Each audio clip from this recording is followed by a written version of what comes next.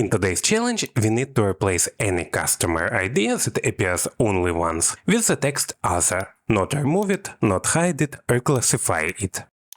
Before we can replace anything, we need to know which customers appear exactly once. Not guess, know. So the first thing we build is a list. A clean list of customer IDs that occur one time and one time only. This list becomes our rulebook. So let's right-click and select Drill down. I will use List.Select and List.Count functions. The logic is simple.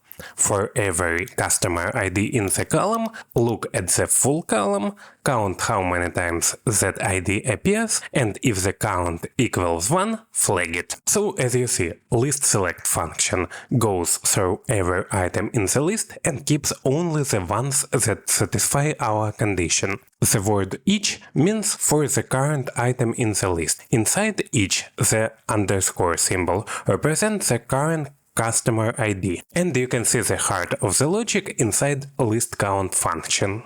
We take the same full customer ID list again. This time we select only values that equal the current customer ID. So x is each value in the list, and the underscore is the value we are testing. So this says keep all values equal to the current ID. Applying all these functions, we can create the list of unique IDs. So let's name it properly. Once we have that list, the hard thinking is already done. Replacement is just a question. Here we will use Table.TransformColumns, the function that lets us write values. The first argument is our source table, and the second is a list. Inside it, we will define the column we want to transform and the transformation itself. So the column we need to transform is customer ID. After comma, we will type each and our condition. List contain is our lookup.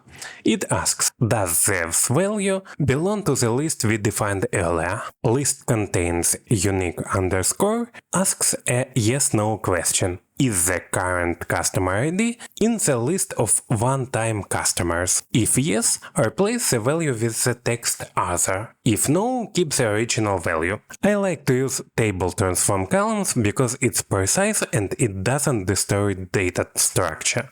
So we did three things: extracted customer IDs in a list, identified which ones appeared only once, and rewrote only those values in a table. No rows deleted, no data lost, only meaning changed. This solution is pretty clear and easy to explain. But for massive dataset, you'd switch to group by perhaps, or use list buffer for your list.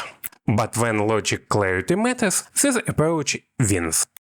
And don't forget, the more likes the video gets, the more challenges I'll cover in future tutorials. See ya!